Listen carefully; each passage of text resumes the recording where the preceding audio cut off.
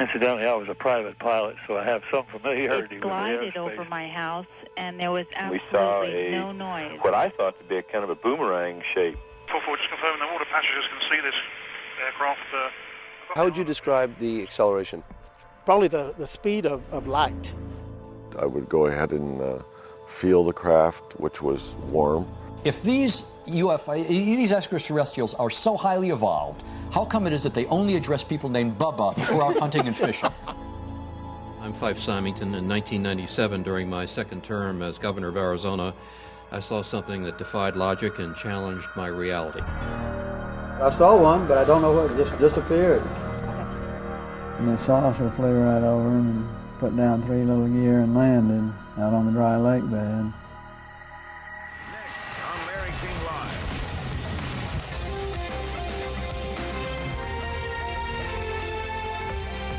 On Monday, former high-level government employees, military officials, and pilots from all over the world will come together. They'll discuss their own UFO sightings and encounters, and they'll do it at the National Press Club in the nation's capital. This is when we first saw the UFO. This is when the pilot saw the UFO. This is when the military guy saw the UFO. Performing speeds and maneuvers significantly in excess of anything that they'd seen military jet aircraft perform. Physical traces on the ground from the craft were confirmed by the local police. James Fox helped organize today's UFO-related event in Washington. He directed the film Out of the Blue. The official position from the Air Force is that they terminated Project Blue Book in 1969, and there has been no official investigation since then. We have not been hiding anything. They are simply following orders. Don't rock the boat. Play it down. Cool it. Ma'am, I have no reason to believe that they're real.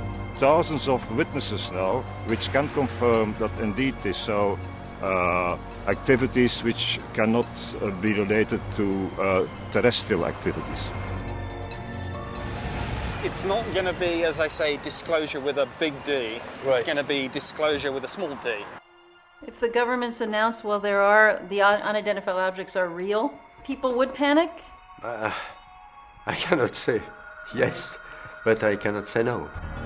Why do you think the Air Force doesn't want this out? I wish they would. If the Air Force is listening tonight, why don't you tell us the truth?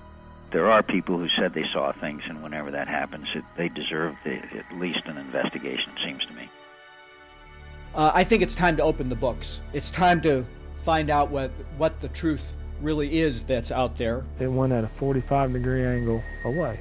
We ought to do it really because it's right. My response was we could land all 40 of our B-2 bombers on the wing of that craft.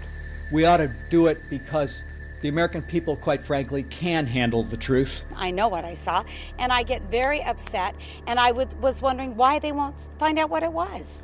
And we ought to do it because it's the law.